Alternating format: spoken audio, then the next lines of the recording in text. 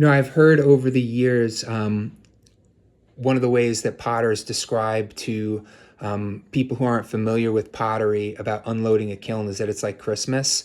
And while it can be very exciting, it could also be deeply introspective and analytical. And one of the things I love about reduction firing that we'll cover deeply in this 9-day workshop at Snow Farm will be the way in which clay is very specific to its interaction with glaze, right? In this pot here, you see the clay breaking through the slip and the glaze, and this is sort of like a satin glaze, and the color, the blue color is coming from the iron in the clay.